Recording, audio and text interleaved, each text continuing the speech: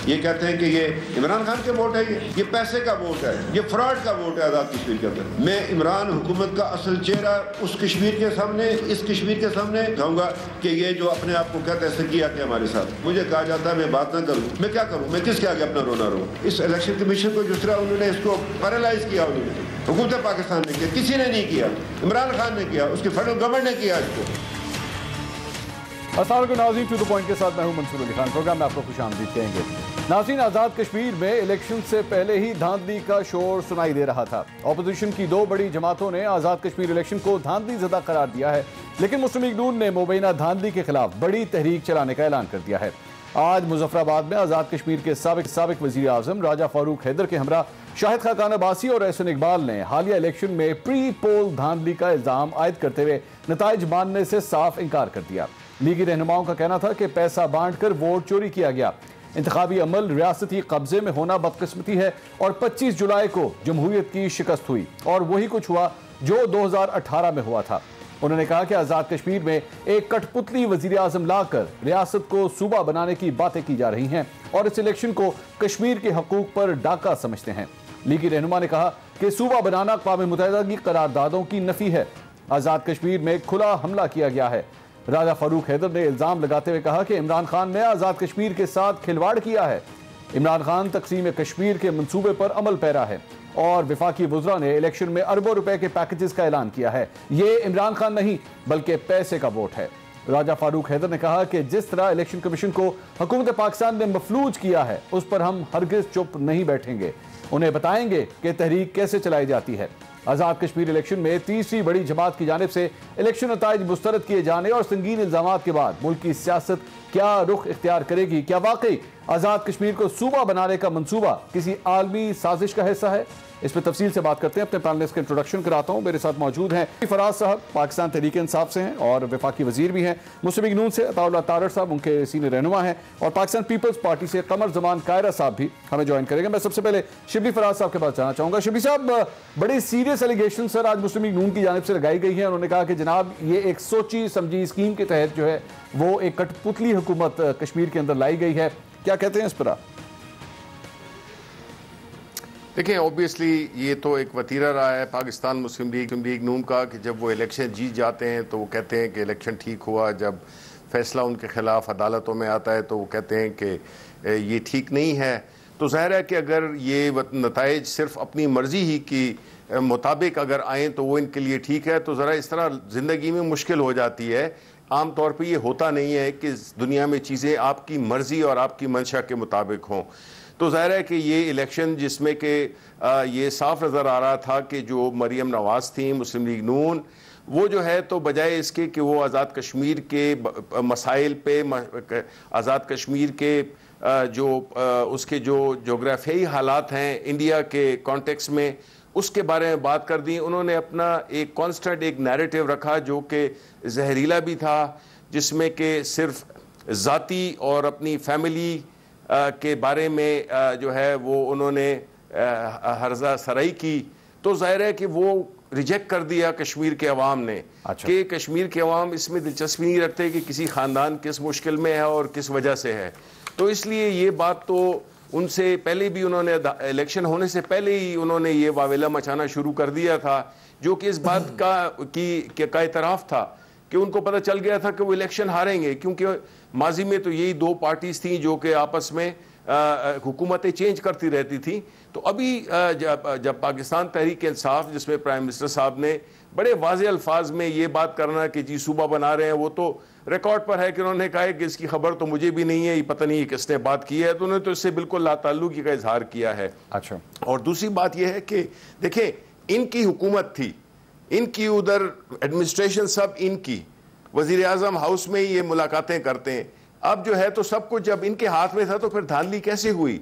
और अगर ये धांधली के बारे में इतने ही संजीदा हैं जितने कि ये अपनी प्रेस कॉन्फ्रेंसेस में ये या जलसों में ये बात करते हैं, तो इनको चाहिए कि ये सीरियसली मिच्योर तरीके से एक मिच्योर पार्टी का सबूत दें कि ये जो इलेक्टोरल रिफॉर्म्स हैं उनके पर संजीदा हो।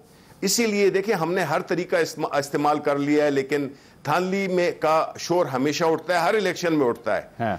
तो इससे बेहतर यही है कि जिस तरह के प्राइम मिनिस्टर साहब ने कहा है कि अब हमें टेक्नोलॉजी की तरफ जाने पड़ेगा। लेकिन शिबली साहब यहाँ पे एक सवाल और आई वोटिंग की तरफ शिबली साहब यहाँ पे एक सवाल, यहाँ पे मुस्लिम लीग नून का सारी चीजों का जिसमें कि किसी को भी ये मौका ही ना मिले कि वो इस किस्म की बात करे, तो इसलिए हम तो बिल्कुल संजीदा भी हैं और हमने उसमें अमली काम भी किया है। मेरी मिनिस्ट्री ने मशीन भी डेवलप कर लिया और इंशाल्लाह जल्द हम आवाम के सामने पेश करेंगे, अपोजिशन जमातों के सामने पेश करेंगे, हर एक इलेक्शन कमीशन के सामने, जितने भी स्टेक होल्डर्स हैं कि वो इसको देखें, इसको परखें कि कोई चीज़ उसमें अगर उनको कोई शक वाली नज़र आती है तो उसका वो भरपूर तरीके से उसका हम पब्लिक। मेरा सवाल जरा शिबली साहब ले लीजिएगा। यहाँ पे प्रॉब्लम यह है कि नून लीग ये कह रही है कि हमें उस पे तो चले, उसका वो जो मशीनों के जरिए हल है जो इलेक्शन डे वाले दिन होता है, चले उसका तो कोई हल निकाल लिया जाएगा, लेकिन वो ये कहते हैं कि प्री पोल रिगिंग होती है।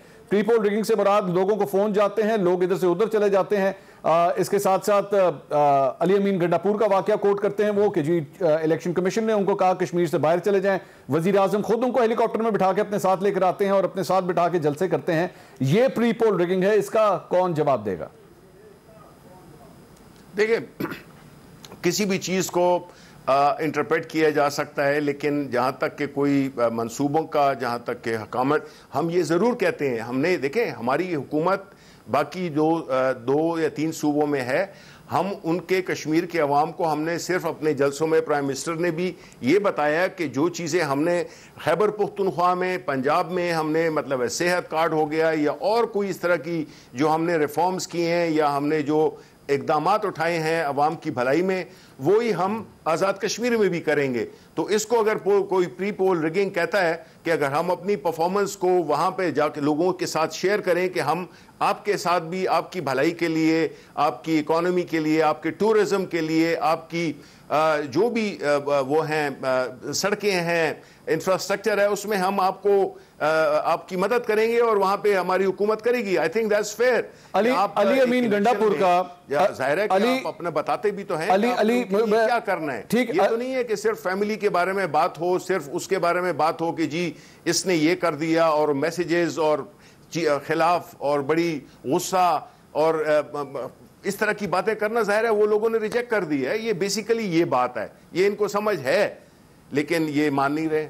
तार साहब, जो इल्ज़ामात आज लगाए गए हैं आपकी पार्टी की जानिब से बड़े सीरियस एलिगेशंस हैं, लेकिन इसमें मैं बल्कि आपको सुनाना चाहूँगा, शाहिद खान अब्बासी साहब कल एक इंटरव्यू के अंदर बैठे हुए थे, some very very serious allegations, और उन्होंने मेरे ख्याल में बात आज अपनी प्रेस कॉन्फ्रेंस में भी दोहराई है।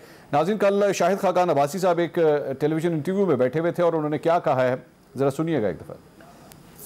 ये आपने इनकी बात सुनी। तार साहब, इसका क्या प्रूफ है आपके पास?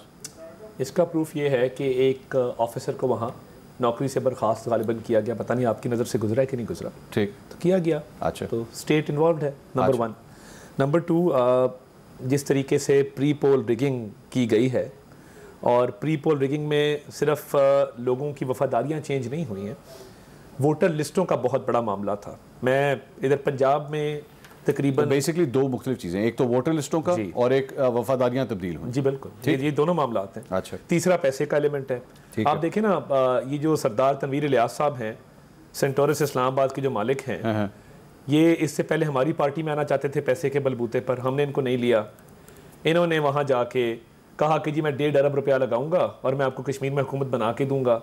अब ये ज़बान रद्द-ए-आम है, या मुझे बता दें कि सरदार तनवीर इलियास की क्या खिदमात है तहरीक इंसाफ के लिए, किस डेट को उन्होंने तहरीक इंसाफ ज्वाइन की, और तहरीक इंसाफ में कश्मीर में स्पेशली उन्होंने क्या क्या काविशें आज तक की कि उनको फ्रंट रनर के तौर पे यहाँ पेश किया गया, पैसे के अलावा। मुझे तार साहब, क्योंकि मुख्तलिफ आपने पॉइंट्स रेज किए, मैं जरा एक एक करके let's start discussing that point. एक आपने कहा वफादारियां तब्दील हुई, ठीक है, चलें इसके ऊपर बात कर लेते हैं।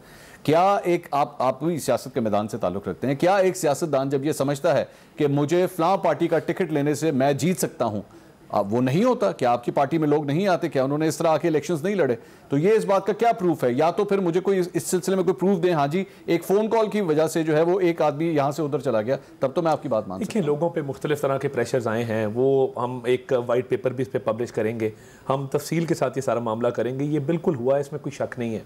मैं कल खुद यहाँ पे पाकिस्तान में 12 सीटें हैं आज़ाद कश्मीर की, महाजरीन की सीटें, ठीक, 12 सीटें डिसाइड करती हैं कि किस तरफ हुकूमत बननी है अक्सर औकात। अच्छा, यानी आज़ाद कश्मीर की सीटों के अलावा जो मुहाजिरीन यहाँ पाकिस्तान में बैठे हैं। मैं कल गुजरांवाला, एक हमारी कश्मीर कॉलोनी है, बड़ा थिकली पॉपुलेटेड एरिया, मैं वहाँ गया तो पहले पोलिंग स्टेशन पे गया तो उन्होंने कहा कि जी ये हमारी वोटर लिस्ट है अब की, और ये है 2016 के इलेक्शन की। आप इसमें देखें कि तकरीबन 3000 वोट हमारा, 4 बंदों को गुजरात फेंक दिया, 10 को मंडी बहाउद्दीन फेंक दिया है, 6 को सियालकोट फेंक दिया है। हमने इस पर दरख्वास्त भी दी इलेक्शन कमीशन को। वोटर लिस्टों में इतनी बड़ी तब्दीली कि आप पूरा कम्प्लेक्शन चेंज कर दें। मंसूर साहब रिजल्ट तो ये तो इलेक्शन कमीशन ने किया, मैं आज़ाद कश्मीर का इलेक्शन कमीशन है तो बेसिकली आप उसको भी कह रहे हैं कि वो भी इन्वॉल्व है। इलेक्शन कमीशन की आज बात हमारी प्रेस कॉन्फ्रेंस में बड़ी वाजे की, राजा फारूक हैदर साहब ने की। अब आप देखें पंजाब में मार्जिन देखें आप, नारोवाल की सीट हम 300 वोट से हारे हैं, ठीक, रिजेक्टेड वोट 700 है, transferred vote God knows how many. Number 1 Pindi में हमारी खातून थी नसीमा बानी, 50 वोटों से हारी हैं। वोटों की ट्रांसफ़र भी हुई है, वोटों की ट्रांसफ़र के अलावा रिजेक्टेड वोट भी बहुत ज़्यादा है। शौकत शाह साहब एल 42, ये सीट फॉल करती है 28 अजला में इन पंजाब, 28 अजला। अच्छा। और कुछ खैबर पख्तूनख्वा के भी एरियाज़ हैं, 50 वोटों से हम हारे हैं। I mean just look at the statistics.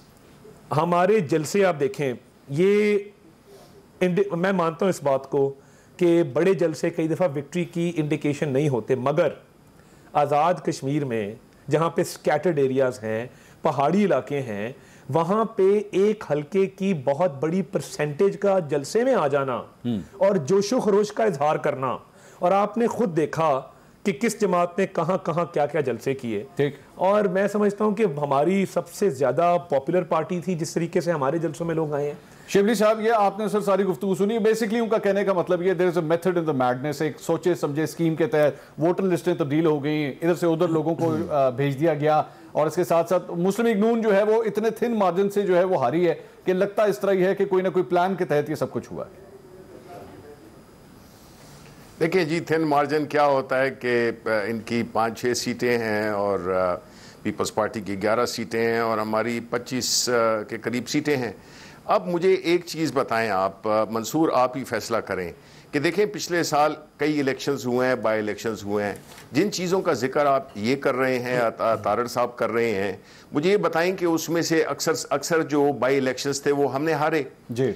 अगर हम ये कर सकते हैं मुनज़्ज़म तरीके से, जहाँ पे ख़ास तौर पे जहाँ हमारी अपनी हुकूमतें हैं, हाँ। आज़ाद कश्मीर में तो हमारी हुकूमत भी नहीं थी, ठीक है, तो फिर उसकी क्या वजह है कि वो चूंकि ये जीत गए थे तो वहां पे फिर धांधली नहीं हुई।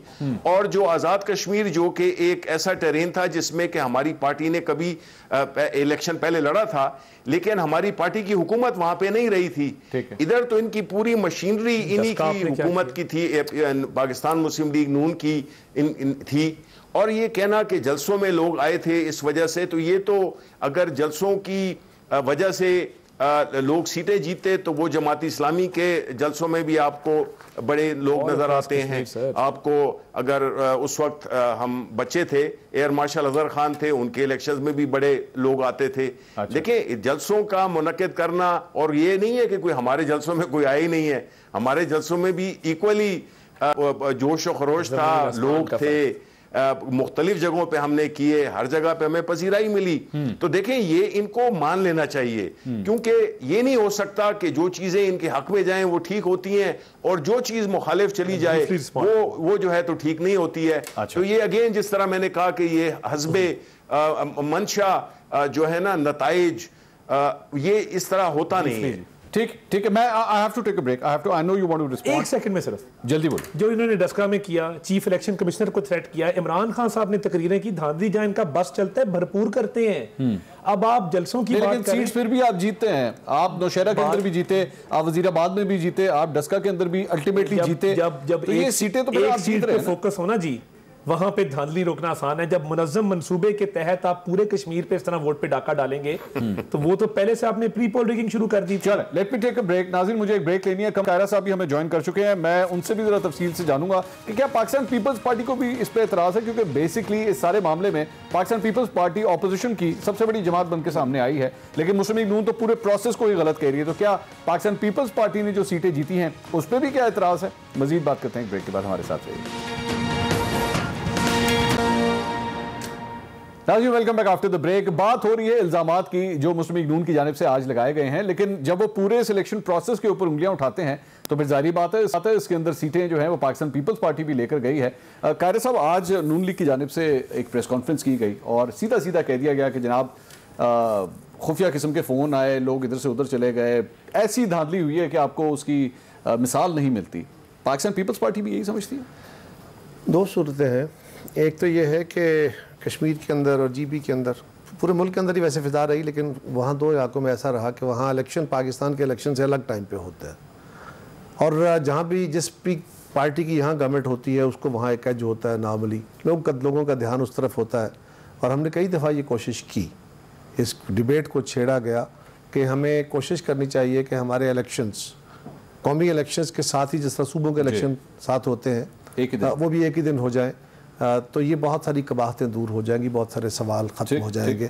और ये जो तासर है ये भी बड़ा इंसल्टिव है उन इलाकों के, कश्मीर हो या जीबी, उनके लोगों के लिए कि वो सिर्फ इक़्तिदार को देख के वोट देते हैं, ऐसा है नहीं। अच्छा, सो इसको दूर होना चाहिए। इसकी कुछ कॉम्प्लिकेशंस भी है, ये सिंपल नहीं है, लेकिन फिर भी कोशिश करनी चाहिए। दूसरी गुजारिश ये है कि इलेक्शन के अंदर धांधली हुई, मुस्लिम लीग ये एहतजाज कर रही है, मेरी जमात भी कर रही है, बिल्कुल हुई।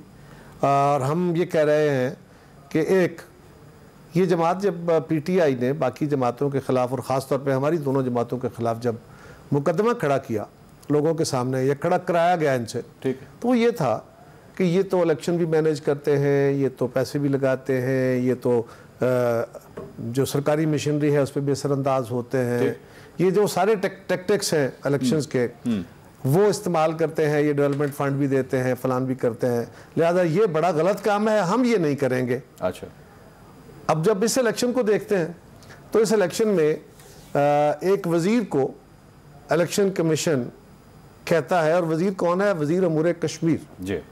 उनको कहा जाता है कि आप क्योंकि पैसे देते हुए सरेआम पकड़े गए हैं, हाँ।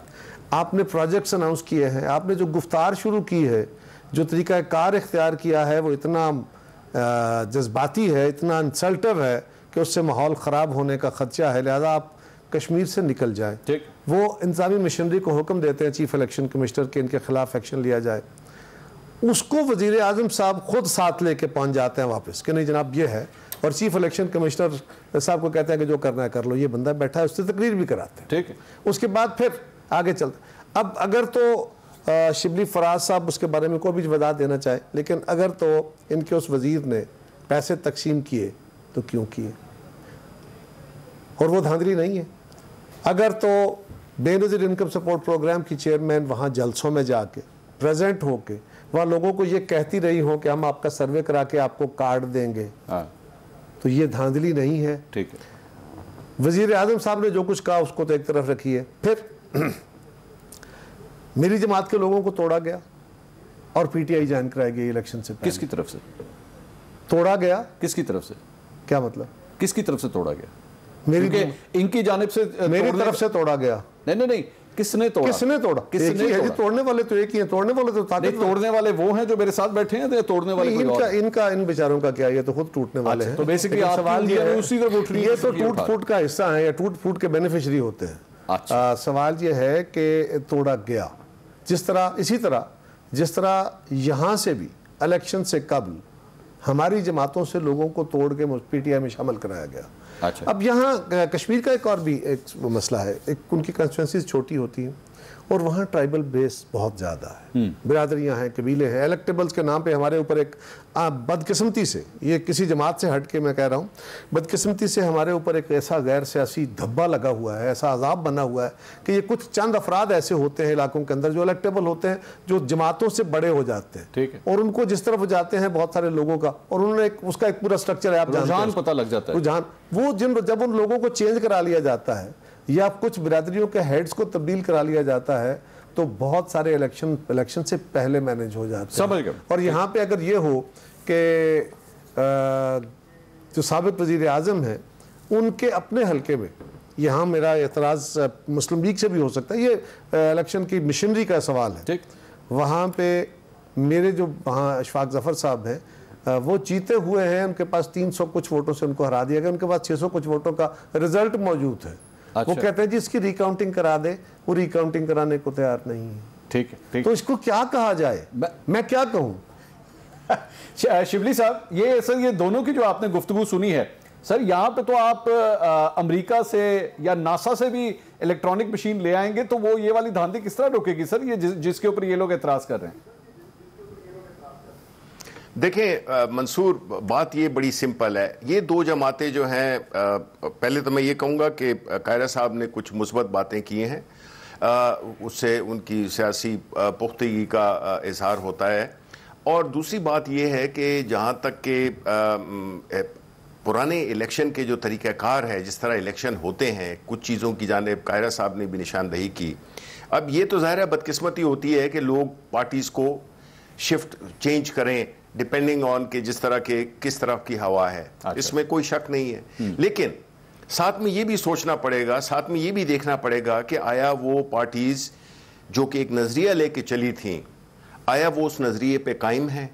जब पार्टीज़ अपनी नज़रिए को छोड़ दें तो फिर जो उसमें जो लोग इलेक्टेड हों या वो नॉन इलेक्टेड हों या वो उसके मेंबरान हों, तो वो भी फिर दिल बर्दाश्त हो जाते हैं कि इस पार्टी का तो कोई एक सवाल बुनियादी एक सवाल छोड़ दिया होते हैं। और मैं पीपल्स पार्टी की तरफ इशारा कर रहा हूं। और जहां तक कि पाकिस्तान मुस्लिम लीग नून का ताल्लुक है, शिबली साहब एक सवाल सर, एक सवाल, वो इक्तिदार है शिबली साहब, एक सवाल सर, ये कारोबार है, एक सवाल, वो चीज जो है हमें ये चीज हमारे सिस्टम को, इलेक्शन सिस्टम को जाहिर है कि अफेक्ट करती है। लेकिन जाहिर है कि हमारी हुकूमत इस वक्त हम क्या करें कि हम इधर हुकूमत में हैं। मेरा एक सवाल है शिबली साहब, मेरी रिक्वेस्ट है, एक सवाल सर। जाहिर है कि हम वहां के अवाम को यही बताएंगे कि आपके लिए हम ये काम करेंगे। ये शायद नहीं कह सकते थे बिकॉज पीपल्स पार्टी अलबत्ता सिंध में हुकूमत में है, लेकिन पाकिस्तान मुस्लिम लीग नून तो वहां पे हुकूमत में नहीं है, उनके पास किसी भी जगह हुकूमत नहीं है। आजाद कश्मीर में थी, वो खत्म हो गई। शिबली साहब एक सवाल ले लीजिए, जब इलेक्शन हो जाए और आप हार जाएं और इस तरह की फिर तावीलें देते रहें तो उससे फिर कोई बनती नहीं है बात। फैक्ट ये है कि फ्लॉज हैं हमारे सिस्टम में, इसमें कोई शक नहीं है, लेकिन इसीलिए प्राइम मिनिस्टर साहब ने फ्लोर ऑफ द हाउस पे कहा है कि आए हम, ये वाहिद इशू है जैसे प्राइम मिनिस्टर ने कहा है कि आए हम मिलकर बैठ के और इसको हम रिजॉल्व करते हैं। इसको शिबली साहब लिसन टू मी, मेरा सवाल सुन रहे सर, मेरा एक मिनट सवाल सुन रहे शिबली साहब। एक सवाल, इनका जो एक इलेक्शन का जो इनका तजुर्बा है वो पुराने निजाम पे है, जिसमें कि ये किसको भर्ती किया हुआ, इलेक्शन के ऑफिसर्स कौन होते हैं, पटवारी कौन होते हैं, ये उस सिस्टम से यूज टू हैं। तो इनको नॉर्मल एक ट्रांसपेरेंट इलेक्शन में जाने के लिए इनको जाहिर है कि बड़ी ज्यादा मुश्किलात इनको नजर आ रही हैं। इसी वजह से ये मुखालिफत बराए मुखालिफत कर रहे हैं। मुझे शिबली साहब मेरा एक सवाल सर सुन लीजिए, मैं ये कह रहा हूं कि मेरे ख्याल में डिबेट हम शायद किसी और तरफ ले गए। ये जो आप बार बार कहते हैं कि जी सारी सियासी जमातें आके हमारे साथ बैठ जाएं, बैठ के हम कोई लायबल बना लेते हैं, यू एक्चुअली थिंक कि बेसिकली हम लोग सिर्फ वो वोटों की जो रिगिंग है हम उसकी बात कर रहे हैं? इन पार्टियों का एतराज तो वो जो पहले फोन कॉल्स आती हैं या जहां से लोग इधर से उधर जाते हैं उसके ऊपर एतराज है। क्या आपके ख्याल में इमरान खान साहब के साथ बैठने से, इन सियासी जमातों के साथ बैठने से वो मामला हल हो जाएगा? देखें, बात यह है कि ये अहम सवाल है, लेकिन मैं ये पूछना चाहूंगा कि आया पॉलिटिकल पार्टीज इसके लिए, या जो पूरा कल्चर बन गया, और ये कल्चर हमारे वक्त में नहीं बना, आई एम सॉरी टू से। देखिए मंसूर, हमारी नई पार्टी थी, हम पार्टी में 0 से शुरू हुए थे, 0 सीटें हमने पहले इलेक्शन में ली, उसके बाद 1 ली, उसके बाद हम थोड़ी सी बढ़ी, उसके बाद फिर हम 1 सूबे में आए, फिर उसके बाद 2 सूबों में आए, अब जो है अल्हम्दुलिल्लाह हम 4 सूबों में आए हैं। उसकी क्या वजह है? बिकॉज उसकी वजह यही है कि जो लीडरशिप है, लोग जो है, तो अगर पाकिस्तान तहरीक इंसाफ में आए हैं तो वो प्राइम मिनिस्टर इमरान खान की लीडरशिप, बिकॉज वो एक बड़ी ही एक इस्टेब्लिश किस्म की एक सिंसियर, एक ऑनेस्ट लीडरशिप है, जिसकी तरफ जो कि लोग मिस कर रहे थे इस मुल्क के सियासी माहौल में। इसलिए हमारी पार्टी में लोग जोक दर जोक शामिल होते हुए, और जाहिर है कि जो शामिल होते हैं, आप ये कोई एक्सक्लूसिव क्लब नहीं है जिसमें कि आप कहें कि rights of admission are reserved. No, they are not. This is a political party, you have all sorts of people. हाँ, जो लीडरशिप है वो डिटरमिन करती है पार्टी की डायरेक्शन को, वो डिटरमिन करती है कि ये पार्टी इस मुल्क को आगे ले जाएगी। या ये सिर्फ अपनी जात को फायदा देंगे? ये जो तरीके इंसाफ के ऊपर हमारा एक हमेशा इतराज रहा है कि ये इनको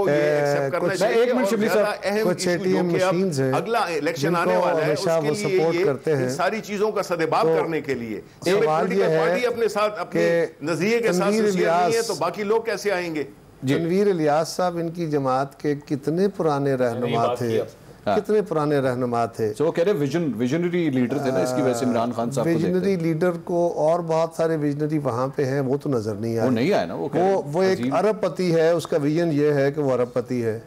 और एक एजेंसी का वहाँ से एक बड़ा अफसर वहाँ से ट्रांसफर कर दिया गया। उसके ऊपर कुछ एलिगेशन होगा, कोई ऐसा ही सीरियस होगा ना जिस तरह हम कह रहे हैं, ठीक है, कुछ ऐसे ही सीरियस होगा। अगर एक्शन लिया गया तो बहुत अच्छी बात है, उसको हम अप्रिशिएट करते हैं। लेकिन फिर जो हमारे अप्रीहेंशन है वो तो साबित हो गए ना कि हम गलत तो नहीं कह रहे। ठीक ठीक। तो ये जो बहुत ज़्यादा मेरिट की बात है, ये मेरिट अगर तो तहरीक इंसाफ के किसी कारकुन को, किसी पुराने साथी को आगे ला के तो आज चले, अब फैसला हो गया ना, अब तो आ गए, अब बड़े असूल वाले आ गए हैं। जिस तरह खान साहब का अपना किरदार, बिल्कुल उनका ना कोई कारोबार है ना कोई धंधा है, वो सिर्फ नेक नीति से अपना काम करते हैं, तनख्वाह में गुजारा करते हैं। ऐसे ही किसी कारकुन को मौका दे दे, हम देख लेते हैं। चल, और अगर नया आने वाला आ जाएगा और फिर पैसे के जोर पे आ जाएगा तो फिर एटीएम के शोर तो पड़ेगा। मैंने ब्रेक, लेकिन ब्रेक से पहले मैं अताउल्लाह तारिर साहब के सामने एक सवाल रखते हुए जा रहा हूँ। ये जो आज प्रेस कॉन्फ्रेंस हुई है जिसमें शाहिद खान अब्बासी साहब ने और एहसन इकबाल साहब ने जो इल्जाम लगाए हैं, ये इल्जामात आखिर शहबाज शरीफ साहब के मुंह से हम क्यों नहीं सुनते? इस पूरी इलेक्शन कैंपेन के अंदर शहबाज शरीफ साहब की जानिब से एक बयान नहीं आया,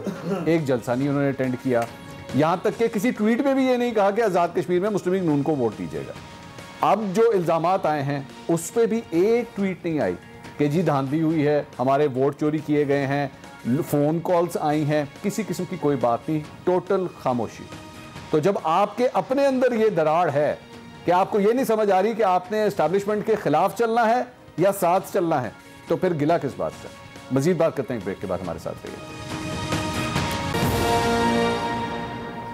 नाज़रीन, welcome back after the break. बात हो रही थी इल्जामात की, लेकिन अगर ऑपोजिशन की अपनी कारकर्दगी के ऊपर भी बात करें, खासतौर पर मुस्लिम लीग नून की, क्योंकि उनकी जानिब से ये प्रेस कॉन्फ्रेंस की गई है, तो अपने घर के अंदर भी बहुत से मसाइल हैं।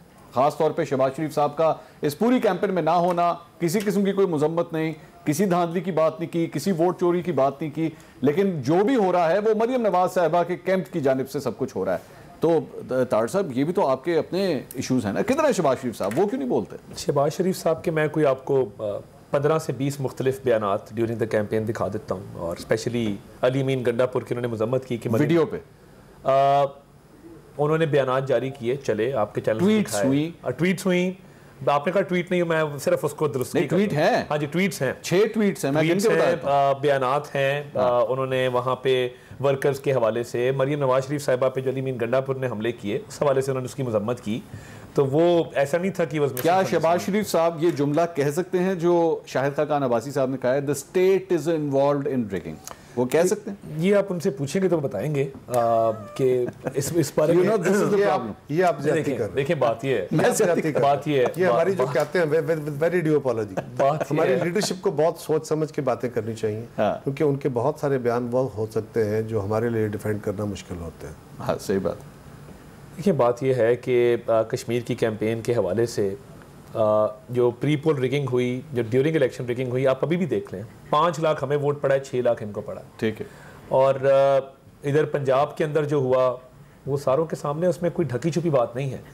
एंड जिस तरीके से अभी हमारा कल एक इलेक्शन है सियालकोट में, ये जो बात कर रहे थे पटवारी और फलां, बुजदार साहब के प्रिंसिपल सेक्रेटरी साहब का दामाद वो इलेक्शन लड़ रहा है, और मैं किसी ऐसी यूनियन काउंसिल में नहीं गया कि जहाँ पे उन्होंने डेवलपमेंट का काम ना शुरू कराया हो, जहाँ पे उन्होंने अफसरान को डायरेक्शन ना दी हो, और वो लगता ये है कि कोई कलोनियल एरा में हम आ गए हैं और वॉइस रॉय का बेटा इलेक्शन वहाँ पे लड़ रहा है। वैसे तार साहब, आपको हल्का आपको याद होगा NA 120 का एक इलेक्शन था, ज़िमनी इलेक्शन था, जिसमें मरहुमा बेगम कलसूम नवाज साहिबा ने ये इलेक्शन लड़ा था। आपको याद है उससे पहले कितने डेवलपमेंट प्रोजेक्ट्स आप लोगों ने शुरू किए थे, जिसकी सारी कैंपेन मरियम नवाज साहिबा ने? मुझे सिर्फ ये याद है कि इलेक्शन से 3 दिन पहले मेरा UC का चेयरमैन काला कपड़ा मुंह पे डाल के उसको गाड़ी में घसीट के लेके जाया गया था। अमजद नज़ीर भट्ट उसका नाम है। मेरे 4 और कारकुनान को उठाया गया था, मेरे पे ये इल्ज़ाम लगा था कि मैं पैसे बांटता फिर हूँ।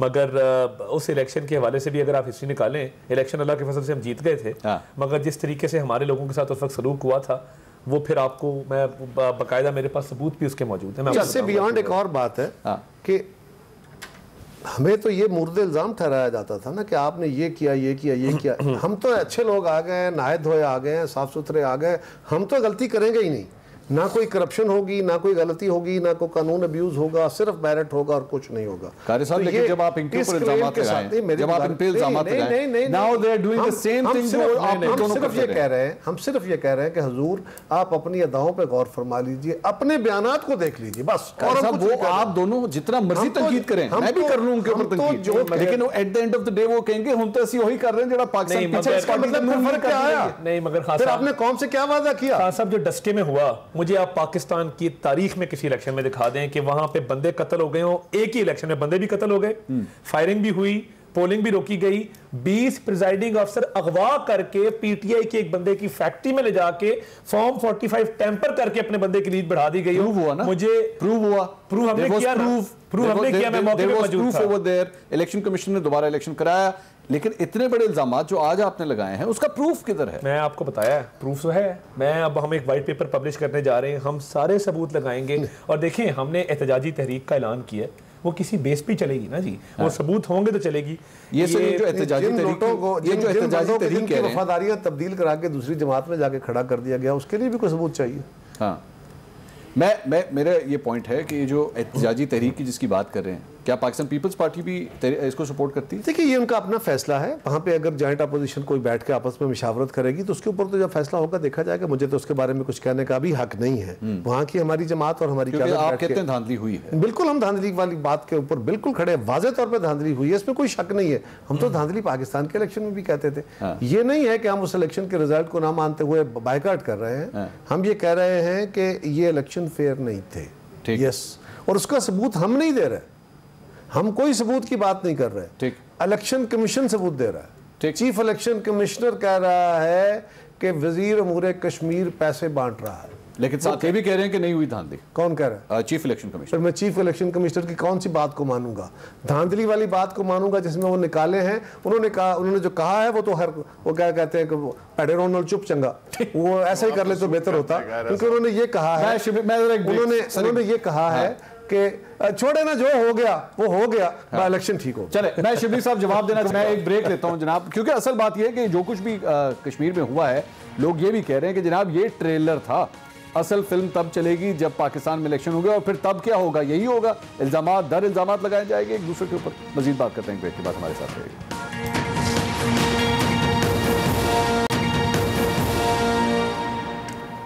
नाज़रीन, welcome back after the break. Break से पहले बात हो रही थी एहतजाजी तहरीक की। मुस्लिम लीग नून का ये कहना है कि जनाब हम तो एहतजाज करेंगे और हमें शारे दस्तूर पे भी जाना पड़ा तो हम ये सब कुछ करेंगे। अब शिबली साहब, 2014 मुझे याद आ गया, 2014 के अंदर मुस्लिम लीग नून की जब हुकूमत थी तो वो ये कह रहे थे कि जनाब हम मुल्क जो है वो तरक्की की राह पे गामजन होने लगा है और नए नए प्रोजेक्ट्स होंगे, ये इकॉनमी जो है वो बहुत ठीक होगी।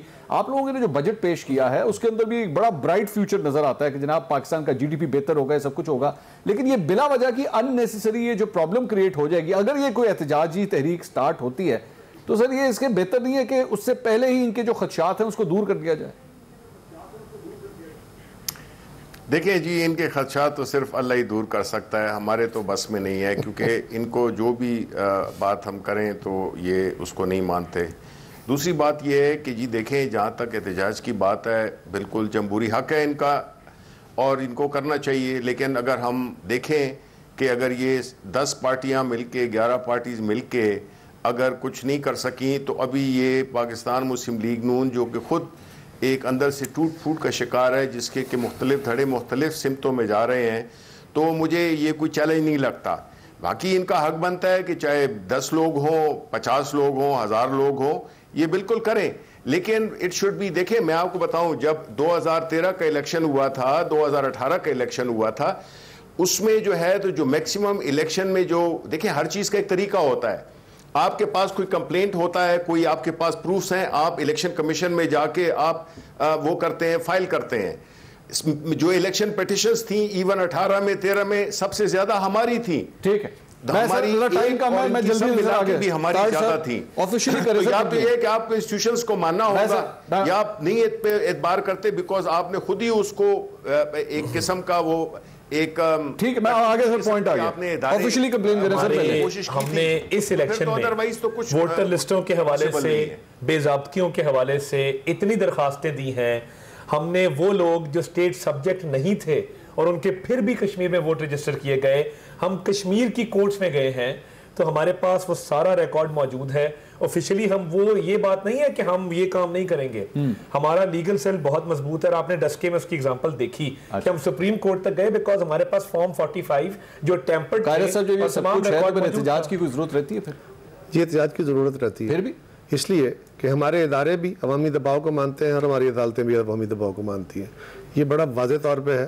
सड़क पे एहतजाज होगा तो फिर फैसले, सड़क पे एहतजाज होगा, सड़क का एहतजाज जो है वो अदालतों के अंदर भी फील होता है और बिल्कुल अदालतें उसके मुताबिक भी फैसले देती रही हैं। अनफॉर्चुनेट ये है और आज भी ये हो रहा है। बहुत बहुत शुक्रिया कमर ज़मान कायरा साहब, अताउल्लाह तारिर साहब और शिबली साहब। नाज़रीन, आपने अपोजिशन और हुकूमत का पॉइंट ऑफ व्यू क्या है, ये मामला किस हद तक ख़राब हो सकता है, मेरे ख्याल में इससे आपको डिस्कशन से ये आइडिया हो गया होगा। एक ब्रेक लेंगे, ब्रेक के बाद आप देख सकेंगे एक्सप्रेस हेडलाइंस। देखते रहिए एक्सप्रेस न्यूज़।